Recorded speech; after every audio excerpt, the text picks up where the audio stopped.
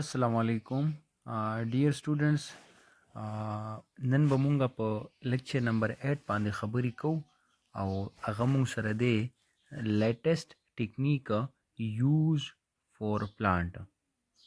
صحیح ده ګولي چې کوم لیټیسټ ټیکنیکس دي د پلانټس د موډیفای کولو لپاره او د پلانټس د بهترۍ لپاره چې کوم ساينټیسټ یوز کړي او دا غینه بعد مونږه یوز کوو چې مونږ په د پلانټ کوالټیز چې کوم دي هغه امپروو کو. نو هغه باندې نن ډسکشن کو په لیکچر نمبر 8 کې. پلانټ بریډرز چې څومره دي دوی همیشه دا سټرګلینګ کوي چې مونږه هغه پلانټس کې امپروومنت راولو، هغه انکریز کو، د هغه کوالټیز او د هغې مقدار مونږه سیوا کو چې مونږ له پیداوار ډیر زیات راکړي. هغه پلانټس کې مونږه د سیلینټي د نمکیاتو خلاف مزاحمت پیدا کو، یعنی بعضې ځمکې هغه سوي چې هغه ځمکو کې نمکیات الکلینټي ډیره زیاته سیوا وي، سیلینټي ډیره زیاته سیوا وي، نو بعضې پلانټس هغه ځمکه کې گروث نشي کولی. نو مونږ داسې پلانټس موډیفای کولی شو چې هغه پلانټس په هغه خاوره کې چې کوم کې مالګه سیوا وي په هغه کې خپل گروث انشور کولی شي. مونږ داسې پلانټس د لیټیسټ ټیکنیکس په ترو باندې موډیفای کولی شو چې هغه ایکسټریم ټمپریچر ته، یعنی که ډیره زیاته ګرمي وي، ډیره زیاته یخني وي، نو دواړو ماحولو ته هغه ریزسټنس پرووایډ کولی شي. مونږ داسې پلانټس د لیټیسټ ټیکنیکس په ترو باندې متعارف کولی شو چې هغه پلانټس د مایکروبزو خلاف ریزسټنس شو کې او په هغوی کې یو نیچرل یا آرټیفیشل امیونټي مونږ ډیولپ کو. مونږه په لیټیسټ ټیکنیکس باندې داسې پلانټس موډیفای کولی شو، هغې کې داسې امپروومنټ راوستلی شو چې هغه د انسیکټیساید او د پیسټیسایډز کیمیکل خلاف هم مزاحمت شو کی. صحیح شلو؟ نو دا کوشش څوک کوي؟ دا کوشش همیشه چې کوم پلانټ بریډرز دي هغوی دا کوشش کوي. اوس پلانټ بریډر دي څوک؟ نو پلانټ بریډرز چې کوم دي دا ساينټیسټ دي. ساينټیسټ having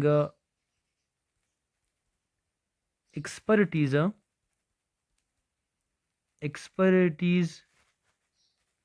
in genetics and biotechnology. په دوه فیلډز کې د هغوی ایکسپریمنټلی ډیر زیات ایکسپرټیز وي، یو په جینیټکس کې او بل په بایوټیکنالوژي کې. نو هغوی ته موږ پلانټ بریډر نیم ورکو. ټیک شولو که نه؟ نو که سبا تاسو نه څوک پوښتنه وکړي نو تاسو ته وایي چې پلانټ بریډرز هغه ساینټیسټ دي چې د هغوی په جینیټکس کې او د جینیټکس نه علاوه بایوټیکنالوژي فیلډز کې ایکسپرټیز وي. کلیر ده؟ اچھا مونږ مزید خبره کوو په دغه ټیکنیکس باندې. دا ټیکنیکس درې قسمه ټیکنیکس دي، مینلی ډیر زیات په بایوټیکنالوژي او په جینیټکس کې اخیستل شي، خو درې موډرن ټیکنیکس دي.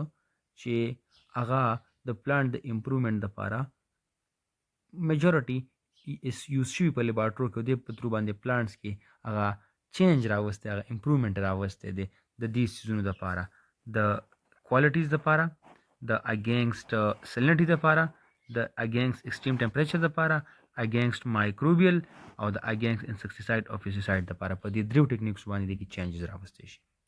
صحیح شولو؟ نو یو پروسس چې کوم دی هغې ته اکلیمټایزیشن ویلی شي، بل ته ویلی شي سلیکټیو بریډینګ او بل ته ویلی شي هایبریډایزیشن. درې واړه شارټ کوېسچن چې کوم ایسلو بیس وي، ایسلو بیس هغې دپاره ځان له راتلی شي چې اکلیمټایزیشن په ترو باندې څنګه مونږه پلانټس امپروو کو، ریزن نه کوي، یا سلیکټیو بریډینګ په ترو یا د هایبریډایزیشن په ترو باندې. نو تاسو ته زه یو انډیویجولی ډسکس کوم، تاسو به په ټول پوه شئ. صحیح ده؟ مونږه خبرې کوو په نمبر 1 اکلیمټایزیشن باندې، چې اکلیمټایزیشن څه ته وایي؟ دې ته ویلی شي اډاپټیشن آف پلانټس، آلسو کالډ اډاپټیشن آف پلانټس. اډاپټیشن ویلی شي چینج ته، چې کله مونږه یو بوټی د یو ماحول نه والو او هغه ماحول کې هغه انهبیټاټ کې انوایرمنټ یو قسم وي او د هغه ځای نه مونږ ریموف کو پرمننټلی او بل یو نیو هبیټاټ ته یوسو او هغه ځای کې هغه پلانټ کلټیویټ کو او هغه پلانټ الته سروایول وکړو او د هغه ماحول خلاف ځان کې چینجز راوستل نو مونږ وایو چې د پلانټس کې څه کېږي اډاپټیشنز څه شلو اډاپټیشن څه دی د چینجز دا چینجز physically, physiologically او morphologically هم کېدلی شي ښه changes brings by organisms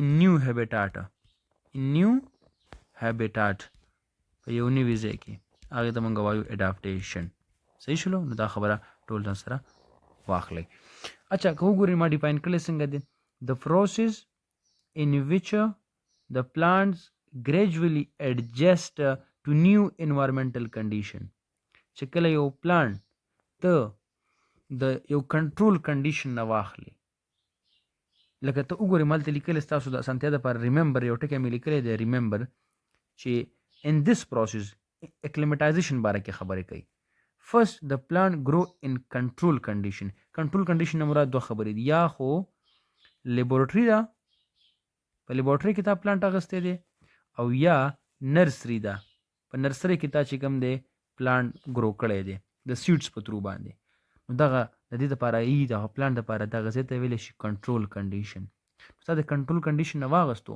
او بیا یو نیچرل کنډیشن ته بهر وباسي بهر فضا ته بهر وباسي نو دغه فضا ته چې کله دا په خپل ځان کې سلولي اډاپټیشن راولي او اډاپټیشن څه ته راولي سن لایټ ته راولي ځان کې چینجز وینډ ته راولي سویل ته راولي او مختلف مایکروبس ته راولي د ټولو خلاف دا بوټي ځان کې ریزسټنس پیدا کوي مزاحمت پیدا کوي نو موږ وایو چې دا پلان اډجسټ شلو کې اډاپټیشن وشلو په مزه نیو انوایرمنټل کنډیشن کې به دا اوس سروایول کوي او دا به غټیږي او څه ټایم بعد به دا موږ له فروټس راکوي نو هغه پروسس دی چې کله پلانټس ګریجولي د یو نیو انوایرمنټل کنډیشن کې ځان اډجسټ کړي او په ځان کې چینجز راولي هغه نیو هیبیټاټ ماحول مطابق صحیح شلو دا نیو انوایرمنټل کنډیشن دا دغه بوټي دپاره سویل هم کېدلی شي دا دغه بوټي دپاره سن لایټ هم کېدلی شي دا د هغه بوټي دپاره واټر هم کېدلی شي دا د هغه بوټي دپاره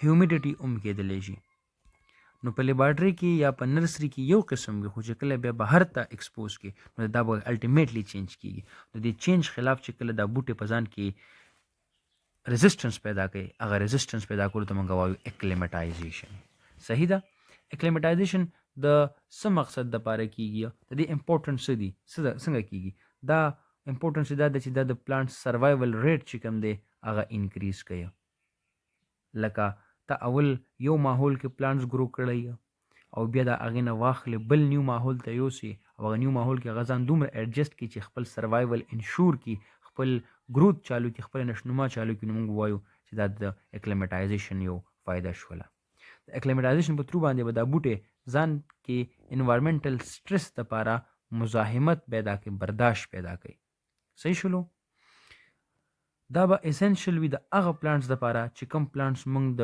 ټیشو کلچر په ترو باندې ګرو کوو ټیشو کلچر تاسو ټول پیژنئ چې کله مونږ د یو پلانټ نه یو سیل واخلو او هغه سیلز یا ټیشو واخلو او هغه میرستمیټیک وي هغه څه وي هغه میرستمیټیک وي میرستمیټیک تاسو ته پته چې په پلانټ کې میرستمیټیک سیلز چې کوم دي ریپډ ډیوایډینګ سیلز دې ته مونږ وایو میرستمیټیک سیلز چې کوم دي هغه واخلو دا مونږ میرستمیټیک سیلز واغستل چې دا مونږ واغستل دا مونږ په لیبارټري کې په لیب کې په یو کنټرول وې سره ټریټ کوو او د دې نه مونږه پروډیوس یو پلانټ دی جوړ کو مونږه یو پلانټ دی مونږه واخلو او هغه پلانټس تا سره په لیبارټري کې جوړ شو او دغه پلانټس تا یو کنټرول انوایرمنټ کې واغستو نو دې ته به ته ویلی شي پلانټ لیټ به ورته وایي پلانټ لیټ دا به بیا د لیبارټري نه واخلي او بهر چې کوم نیچرل انوایرمنټ دی سویل دی پټی دی ګمله ده کیاره ده آی کې به یې کښېږدي نو هغه کیاره کې هغه ګمله کې هغه پټي کې چې کله دا بوټی ځان کې چینج راولي او هغې سره ځان عادت کړي او خپل گروث سروایول انشور کړي، نو موږ وایو چې دا بوټی اکلیمټایز شو، دا پلانټ اکلیمټایز شو. صحیح ده. نو دا اکلیمټایزیشن د پلانټ ټیشو کلچر دپاره ډېر زیات کیږي. ښه صحیح شولو. او لکه مونږه کړیم دي لکه بنانا plants grow in laboratories are acclimatized before planting in a field. صحیح شولو. بنانا هم اکلیمټایز کیږي. د بنانا د سټم نه د سټماټیک سیلز واخلو، د هغې نه په لیبارټري کې یو پلانټ جوړ کوه، هغې نه بعد چې کوم دی په مزه هغه وباسه بهر فیلډ کې ګرو کوه. نو هغه فیلډ کې چې کله ځان کې چینج راولي او هغې سره ځان بلدوي، موږ وایو چې دا بوټی څه شو، دا اکلیمټایز شو. صحیح شولو. نو دس آل اباؤټ د اکلیمټایزیشن. اکلیمټایزیشن باره کې تاسو څوک تپوس وکړي تاسو ورته بریف بیا ورکولی شئ آنسر. ښه صحیح شولو. دویم پروسس د لیټسټ ټیکنیکس دی په تر باندې موږ پلانټس کې امپروومنټ راولو او پلانټس موډیفای کو، هغه دی سلیکټیو بریډینګ. another one are called selective breeding. دې باندې خبرې کو. دې ته موږ دویم نوم وایو artificial selection. artificial selection. سلیکشن خلک وایي یاره په یو څیز کې سلیکشن وکړه، نو سلیکشن خلک د هغه څیز کوي که نه چې هغه بالکل اتنټیک وي، اوریجنل وي، د هغې کوالټي او کوانټټي هر څه باندې پوره وي. نو په بوټي کې هم آرټیفیشل سلیکشن کیږي. په بوټي کې هم ښه نسل والا بوټي موږ اخلو او هغه خپل منځ کې انټربریډ کوو، خپل منځ کې د هغې ملاف کوو، د هغې نه داسې قسمه بوټي پیدا کوو، داسې تخمونه پیدا کوو چې هغه تخمونه د انساني فایدې دپاره وي، د امپروومنټ دپاره وي او هغه ځان سره یو ښه خصوصیات مخې ته راوړي. صحیح شولو. دغه پروسس ته ویلی شي آرټیفیشل سلیکشن یا سلیکټیو بریډینګ. سلیکشن پکې کول دی په بوټو کې. صحیح شولو. کو ګورې ما ډیفاین کړی دی، ډېر اسان الفاظو کې ما ډیفاین کړی دی. a method in which desirable traits are selected,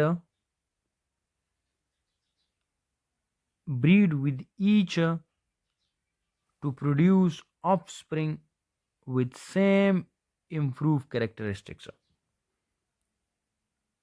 هغه میتھډ دی چې په دې کې موږ ډیزایربل ټریټس اخلو. د چا نه موږ دا ډیزایربل ټریټ اخلو؟ دا ډېر امپورټنټ پوینټ دی. د پیرنټس پلانټ نه به اخلو. دوه پیرنټ پلانټس دي. صحیح شولو. د دې نه موږ ډیزایربل ټریټس واخیستل او هغه خپل منځ کې سپیوز کړل او د هغې خپل منځ کې فرټیلایزیشن وکړو. نو هغه چې کوم اف سپرینګ پیدا کیږي په هغه کې به د هغه یو پیرنټ هم کرکټر موجود وي، یو پیرنټ کرکټر به هم په دې کې موجود وي او پکې د هغه بل پیرنټس والا کرکټر به هم موجود وي. نو موږ به بیا دې ته وایو چې کله په یو بوټي کې د دواړو پلانټس خصوصیات رالل، نو د دې په رزلټ کې به یو پلانټ جوړیږي چې هغه له بیا موږ نوم ورکو هایبریډ. څه به نوم ورکو؟ هایبریډ به نوم ورکو. صحیح شولو.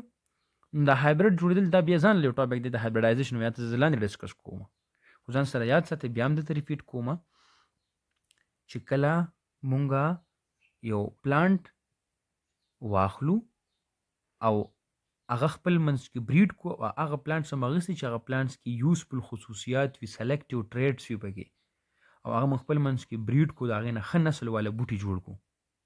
صحیح شولو. نو دا زه تاسو ته پروسس کوم، د پروسس نه بعد تاسو په خپله منځ لاندې راولم او ډایګرام درته ایکسپلین کوم. پروسس دا دی چې اول موږ څه کار کوو لیبارټري کې، پلانټ به آیډنټیفای کوو او وبه ګورو چې آیا په دې پلانټس کې فایدې والا خصوصیات شته که نه.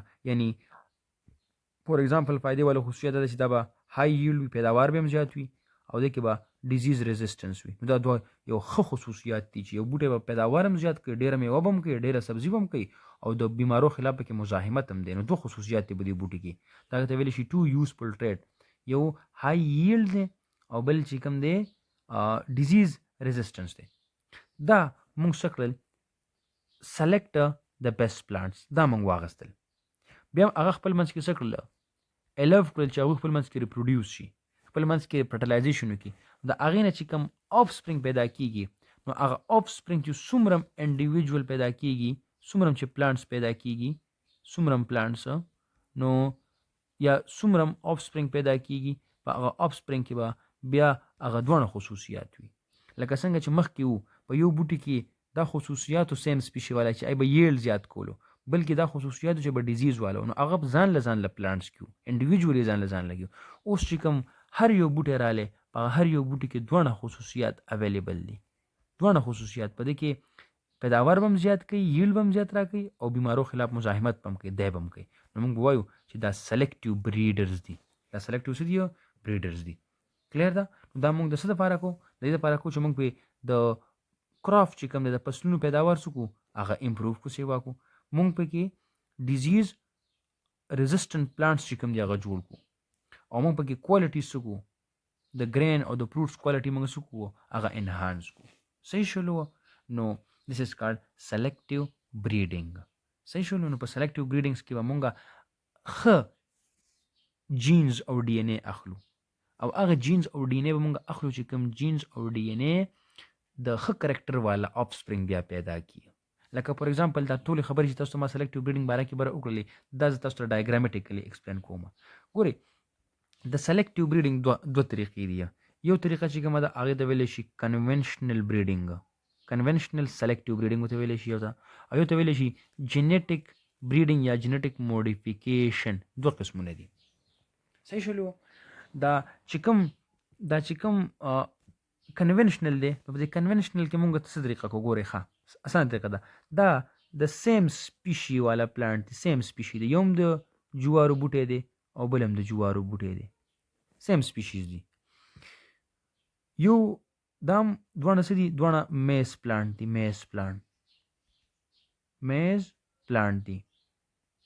په یو کې کوالټي دا ده چې دا وایرس ریزسټنس دی خو پیداوار یې کم دی. وایرس ریزسټنت دی خو ییلډ چې کم دی، ییلډ پیداوار څه دی؟ هغه ډیکریز دی، هغه کم دی. صحیح شولو؟ او بل چې کم دی بل های ییلډ کراپ دی خو no resistance for virus. no resistance for virus. د وایرس دپاره پکې resistance نشته. نو دغه چې کوم خصوصیات دی هغه په هغې کې نشته او دغه چې کوم دی هغه په دې کې نشته. صحیح شولو؟ نو بیا هم درته وایم په دې کې چې کوم کرکټر موجود دي هغه په دې کې نشته او په دې کې چې کوم کرکټر دي هغه په دې کې نشته. نو اوس په موږ کوم عمل کو چې د دوه خصوصیات د دواله خصوصیات او د دواله خصوصیات په یو بوټي کې راشي. هغې دپاره به داسې کار وکړو چې د ده نه چې کوم پولن ګرینز دي د ده نه چې کوم پولن ګرینز دي د پلانټ نه د ده نه چې کوم پولنز دي پولنز به راواخلو او دې یو پلانټ ته به ور واچو. نو بیا به فرټیلایزیشن وشي. دا پولنز چې کوم دي دا میل ریپروډکټیو سیلز دي. دا به چېرته مونږه د دې پلانټ چې کوم اویول دي اویولز چې کوم په کارپل کې پراته وي هغه اویولز ته موږ پولن ګرین د بره نه څه کوو؟ دا پولن ګرینز دي. دا پولن ګرینز به ورته د بره نه تر ایکسپریمنټلی دا وردن نه کړو. چې وردن نه کړو نو دې چې کوم بیا دې بوټی چې کوم بیا زایګوډ جوړوي او هغه زایګوډ چې کله بیا ګرو کوي او د هغې نه پراپرلی یو امبریو جوړیږي او هغې نه بعد هغه کوم فروټس جوړوي نو هغه فروټس چې کومې دانې بیا جوړوي دانې دا فروټس چې به کومې دانې جوړوي یعنی کوم سیډز به دا فروټ جوړوي نو هغه سیډز کې به بیا دوه خصوصیات وي ځکه چې یو بوټی د سیډز نه راخیږي که نه نو هغه سیډز کې بیا دوه خصوصیات وي. د وایرس ریزسټنس هم پکې وي او های ییلډ به هم پکې وي. نو دس از کالډ کنونشنل. دا یو روایتي طریقه ده، دا خو جرنل طریقه ده. خو که اوس دا طریقه مونږ کوو او په بل پروسس باندې کوو نو هغې ته به ویلی شي جینیټیک موډیفیکیشن او دا جینیټیک موډیفیکیشن مونږه ترو بای ټیکنالوژي کوو. دا مونږ څه کوو ګولیا؟ دا ترو بای ټیکنالوژي مونږ کوو. صحیح ده؟ دیک داسې کار دی چې ما هغه پلانټس دي دواړه بیا څه کم پلانټس دي د میز والا پلانټ دي د جوارو والا پلانټ دي. یو کې وایرس ریزسټنس پلانټ دی او بل های ییلډ کراپ دی. په دې کې چې کوم خصوصیات دی هغه په دې کې نشته او په دې کې چې کوم خصوصیات دی هغه په دې کې نشته. نو اوس لیبورټري کې داسې کار کیږي چې د ده والا پلانټ چې کوم ډي ان اے ده یعنی کومه ډي ان اے ده هغه ترو مونږه ترو ویري ایکسپریمنټس واخلو او د ده ډي ان اے مونږه تھرو ویریس ایکسپریمنټس واخلو او هغه ډي ان اے خپل منځ کې څه کوو فیوز کو تاسو کو ګورئ د ډي ان اے بلو ده او د ډي ان اے پینک ده نو دا دواړه خپل منځ کې څه کړی ده په لیبارټري کې فیوز کړی ده اوس په ډي ان اے رااله خو ډي ان اے کې دوه قسمه جین رالل چې کوم بلو جین دی بلو جین نو بلو جین وایرس ریزिस्टنس پلانټ د پاره دی او چې کوم پینک کلر کې جین دی دا به د های ییلډ کراپ د پاره او دغه ډي ان اے بیا مونږه یو داسې پلانټ ته انجکټ کو چې هغه پلانټس په امبریو سټیټ کې وي امبریو سټیټ کې وي په کوم سټیټ کې امبریو سټیټ کې نو هغه پلانټ چې بیا کله غټیږي او هغه په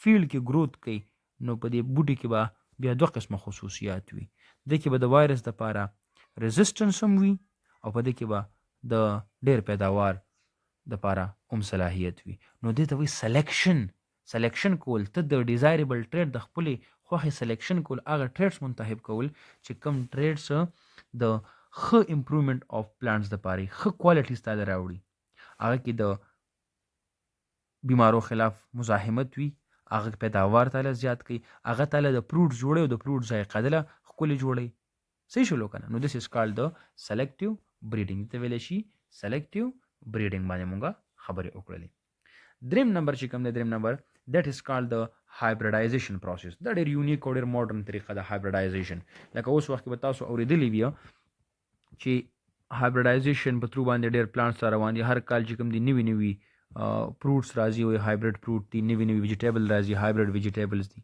صحیح شلو هغه ته مو hybridization وایو صحیح شلو او دا څوک کوي دا ساينټیسټ کوي هغه ساينټیسټ کوي چې کوم ساينټیسټ دا هغه ساينټیسټ پرفورم کوي تاسو ته پته شته چې کوم ساينټیسټ ډیر زیات علم لري پس کې په کوم سبجیکټ کې په جینټکس کې پس کې په جینټکس کې لکه د دې جینټکس چې کوم بیس دی هغه د کوم ځای نه روان دی هغه د منډل د زمانه نه روان دی صحیح شلو نو هایبریډایزیشن څه ته وایي هایبریډایزیشن هایبرید کول دوه لیوینګ ارګانیزمز جینټیکلی خپل منځ کې یو ځای کول او د هغې نه یو نوی ارګانیزمز تیارول صحیح شلو که سمپلی وګورئ اټ از د کراسینګ of two genetically different plants genetically به سي different وي ډي ان اے به د دوانو سي different وي د یو په ډي ان اے کې به یو خصوصیات وي د بل په ډي ان اے کې به بل څه خصوصیات وي to produce a new plant هغه نیو پلانټ پیدا کی او هغه نیو پلانټ ته موږ څه وایو هایبرید به ورته وایو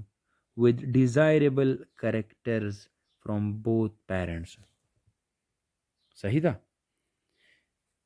دوه genetically different plants واغستلی شو یو دا پلانټ دی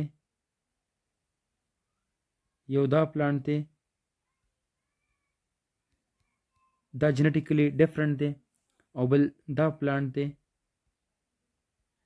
خو سپیشي سیم ده ښه genetically جینوم بدل دی خو سپیشي څه ده سیم ده لکه فور ایگزامپل دواړه څه دي دواړه روز دی روز یو روز چې کوم دی ریډ کلر والا دی او بل روز چې کوم دی گرین کلر والا دی لیټ سپوز دا دواړه موږ خپل منځ کې څه کړل دا دواړه موږ خپل منځ کې هایبرید کړل د ډي ان اے یعنی جین او د ډي ان اے موږ په لیبارټري کې څه کړل خپل منځ کې فیوز کړل نو دنه چې کوم اوس پلانټ پیدا کیږي پلانټ نو هغه پلانټ چې پیدا شو کې داسې خصوصیات رالل چې هغه خصوصیات پارشلی ریډ روز ریفلیکټ کوي او پارشلی بل روز ریفلیکټ کوي نو هغه 50% چانسز راتلی شي 50% چانسز صحیح شلو نو دې ته موږ وایو هایبریډایزیشن نو دا بوټه چې کوم پیدا شو د کې اوس ډیزایربل کریکټر دي دوه پیرنټس نه پکې راغلي دي نیم پکې د یو نه راغلي بل پکې د بل نه راغلي دي نو دته به موږ وایو چې دا هایبرید دی دا څه دی دا هایبرید دی کلیر ده او د عمل ته ویل شي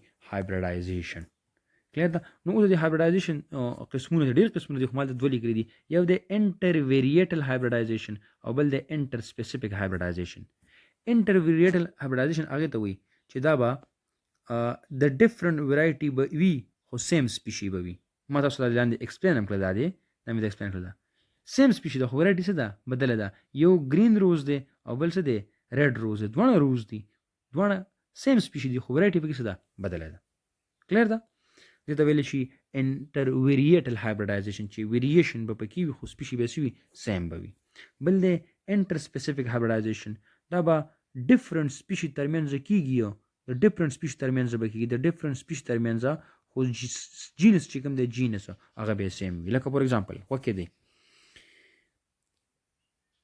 د یو جینس نوم دی په ټیکزانومي کې ټریټیکم او د بل نوم دی سیکیلی د یو جینس نوم دی سیکیلی د یو ټریټیکم د چا جینس دی د ویټ د غنمو جینس دی او دا سیکیلی چې کوم دی دا جینس دی د ری والا ریم د غنمو په شان یو بوټی دی خو د دو او د ویټ په ذایقه کې فرق دی دا دواړه چې کله موږ خپل منځ کې پیوز کړو دا د دې دواړو وګوره سپیشي ډیفرنٹ دی خو جینس یې څه دی جینس سیم الموست راځي نو د چې کوم سپیشي جوړی سپیشي دا هغه د موږ وایو ټریټیکیلی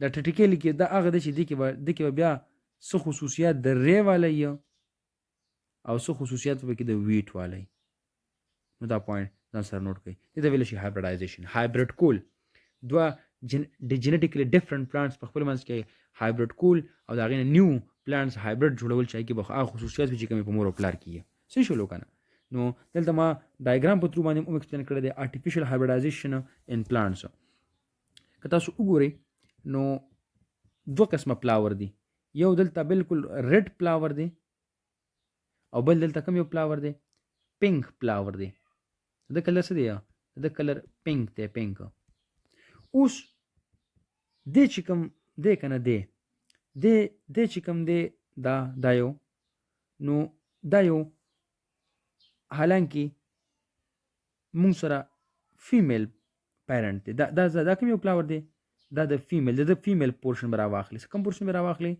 فیمیل پورشن به راواخلي فیمیل پارټ به راواخلي او د فیمیل پارټ نه مراد څه دی د چې کوم سټیګما ده د چې کوم کارپل دی څه شولو دا هغه فیمیل پارټ ریپرزینټ کوي نو د دې پلاور نه موږ پولن ګرینز واخلو پولن ګرینز صحیح شولو پولن ګرینز به ته واخلو پولن ګرینز نه مخکې به داسې کار کې چې دا چې کوم پلانټس ته موږ پولن ګرین ورچو لکه دغه فینګ پلاور دی نو د فینګ پلاور نه چې څومره انترز دي یعنی فیمیل پارټ دی هغه به د موږ کټ کو ریموف کو به دی او هغه ریموف کول د ویلی شي ایمسکولیشن دا ځان سره یاد ساتئ د هغې نه بعد به موږ داسې کار وکړو چې پولن ګرینز به ورته ورواچو څه به ورته ورواچو پولن ګرینز به ورته ورواچو د ده نه به ورته یا پولن ګرین ورواچو لږ سپوز دیو نه او یا به ورته د ده نه ورواچو دواړه دي دا وایټ دی او دا ریډ دی که د ده نه ورته بیا ورچې او که د ده نه ورته بیا ورچې نو دی چې کله غټیږي او دی چې کله بیا سیډز جوړوي سیډز نو هغه سیډز به هایبریډ سیډز وي دا به هایبریډ وي هایبریډ د هایبریډایزیشن په ترو باندې جوړ شوي دي اوس دا سیډ چې کوم دی که نه دا سیډ د دې سیډ چې کله بیا موږ څه کار کوو د دې سیډ چې کله موږ سوینګ کوو دا موږ کله کرو که نه او دا بیا جرمینیټ کیږي د جرمینیشن کیږي نو د جرمینیشن نه بعد چې کوم پلانټ دا جوړوي او هغه پلانټ غټ شي او هغه پلانټ بیا پلاورینګ کوي څه کوي پلاورینګ کوي ګلابونه نیسي نو بیا به پکې څه خصوصیات یا د ده والی که دا ورسره ته اغستی او یا به ده والی که دا دې ورسره اغستی او څو پکې د ده والی نو دا کم پلانټس چې جوړېږي نو دا به بیا کلیکټیولی کنسیډر کیږي هایبریډ پلانټ کوم پلانټ هایبریډ پلانټ به کنسیډر کیږي دا پروسس ته ویلی شي هایبریډایزیشن نو موږ اوسه پورې سټوډنټس درې پروسس سټډي کړل یو ته ویلی شي هایبریډایزیشن یا بیک کراسینګ یا سلیکټیو بریډینګ او بل چې کوم د اکلیمټایزیشن دا هغه پروسس دی چې په ترو باندې موږ د پلانټ چې کوم کوالټیز دي ان ټرمز اف دا شیزونه د دې شیزونو ان ټرمز موږ پلانټس کو پلانټس کې امپروومنٹ راوستل شو د پلانټس چې کوم دي هغه موږ انهانس کولی شو so this is about today lecture number 8 inshallah we will discuss the next lecture that will be called the lecture number 9